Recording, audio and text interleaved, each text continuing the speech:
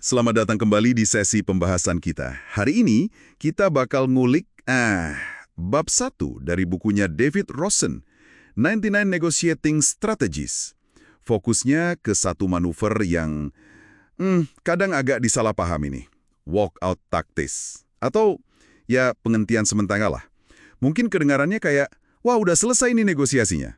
Tapi Rosen justru lihat ini sebagai alat strategis. Oke.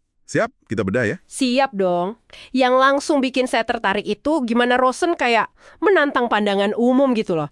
Biasanya kan kita lihat walkout itu wah gagal nih, tanda negosiasi ambyar. Tapi di sini, dia bilang ini bukan akhir, malah jeda yang disengaja.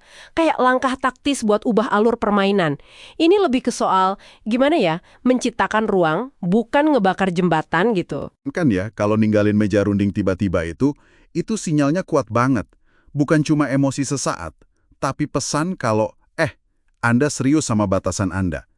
Dan yang penting, Anda tuh nggak takut kehilangan deal kalau syaratnya nggak masuk akal. Bisa bikin pihak lawan kaget sesaat gitu ya. Tepat sekali. Banget malah. Efek psikologisnya itu nggak bisa diremehin. Coba bayangin deh di posisi seberang. Tiba-tiba lawan bicara Anda berdiri, terus pergi. Itu kan bikin kaget ya kan? Dan yang lebih penting bikin nggak pasti. Mereka jadi mikir, serius nih, apa cuma gertak sambal? Ini tadi kenapa? Nah, keraguan ini yang justru bisa jadi keuntungan sesaat buat Anda. Kayaknya Rosen lihat ini sebagai cara buat, ya itu tadi, memutus momentum lawan, memaksa mereka evaluasi ulang posisinya. Oke, paham. Jadi, ini bukan sekedar pergi gitu aja ya, tapi ada strategi di baliknya. Makanya disebut taktis. Rosen kan bilang perlu ada rencana kelanjutannya, nggak dibiarin gantung selamanya gitu. Di buku disebut rentang 1-30 hari. Tapi kayaknya ada waktu ideal ya buat follow up setelah walkout taktis ini. Betul, aspek taktis ini penting banget. Ini bukan akhir kok, tapi bagian dari proses. Soal waktu, nah, Rosen itu umumnya menyarankan buat kontak lagi dalam waktu sekitar 48 jam lah untuk walkout jenis ini. Tentu aja, konteks ngaruh banget ya. Beda situasi bisa jadi butuh jeda lebih lama. Tapi yang 48 jam itu sering dianggap sweet spotnya gitu. Kenapa harus spesifik 48 jam ya? Kok kayak cepet banget gitu ya, setelah drama? Nggak ada risiko kelihatan kayak nggak konsisten atau terlalu ngebet pengen balik negosiasi lagi gitu? Nah, itu pertanyaan bagus. Ini nunjukin emang ada nuansanya.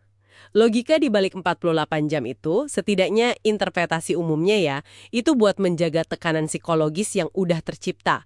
Jadi cukup lama buat biarin kagetnya meresam, pihak lain mikir-mikir dulu, tapi juga cukup cepat buat nunjukin kalau Anda tuh masih pegang kendali dan belum benar-benar nyerah sama dealnya. Cuma ya syaratnya itu yang nggak bisa diterima. Kalau kelamaan nunggu, bisa jadi sinyalnya Anda ragu atau dampaknya udah mulai pudar. Jadi ini soal keseimbangan antara ngasih ruang dan jaga momentum. Masuk akal. Jadi ini soal kalibrasi yang hati-hati banget ya. Bukan ledakan emosi, tapi langkah terukur gitu. Buat menjatuhkan pohon, terus lihat apa yang jatuh gitu kali ya.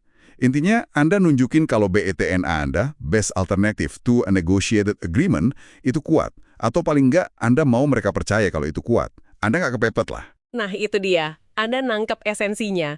Ini kayak demonstrasi kekuatan aja. Kemauan buat nggak kompromi di hal-hal yang fundamental. Rosen di bab 1 ini kayaknya menekankan kalau walkout taktis itu paling efektif kalau Anda benar-benar mentok di isu penting. Bukan karena frustrasi ringan aja. Jadi pakainya harus selektif, biar dampaknya tetap kerasa kuat. Oke, sip. Jadi kesimpulannya nih, buat Anda yang dengerin, walkout taktis menurut Rosen itu bukan akhir negosiasi ya, tapi jeda strategis. Ini alat buat dipakai pas pembicaraan macet total. Cara buat ubah dinamika, nunjukin keseriusan soal batasan Anda, dan bikin pihak lain ngerasa, ada urgensi. Dan ini semua tanpa harus benar-benar nutup pintu loh. Kuncinya di perencanaan. Kapan melakukannya, terus kapan dan gimana kontak lagi. Iya, dan kalau kita lihat gambaran besarnya nih, strategi ini ngingetin kita kalau negosiasi itu nggak selalu lurus atau mulus saja jalannya. Kadang, gangguan yang diperhitungkan itu justru bisa jadi langkah paling produktif buat dapat hasil yang lebih baik. Ini kayak nantang kita buat mikir lebih fleksibel soal proses negosiasi itu sendiri. Dan ini jadi memunculkan satu pertanyaan penting sih. Nah, ini pertanyaan terakhir buat Anda bawa pulang, buat direnungkan. Mengingat taktik walkout ini kan efektif karena elemen kejutannya ya, dan kemampuannya buat memutus pola. Gimana caranya Anda bisa ngenalin kalau taktik ini lagi dimainin ke Anda, dan yang lebih penting lagi gimana respons terbaik Anda, biar nggak kepancing emosi atau malah ngerusak potensi kesepakatan yang mungkin sebenarnya masih bisa diselamatin. Sesuatu buat dipikirin lebih lanjut deh.